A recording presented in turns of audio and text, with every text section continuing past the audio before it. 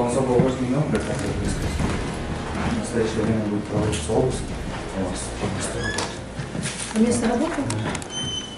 Ознакомьтесь с постановлением обыска. Давайте адвоката. Нет, Дежика, не звоните. Почему? Адвокату позвоните, пусть принимает, мы пока обыск начнем. Все, адвокату звоню. Это да, ваше право. Время 13:31 часов. Тоже. Вы сейчас ломаете, вы потом пожалеете, что вы делаете. Вы пожалеете, что вы делаете это. Хорошо. Хорошо.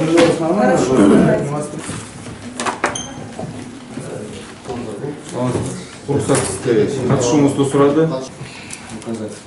Одна 5-тысячная купюра. Значит, Жановой. А вы не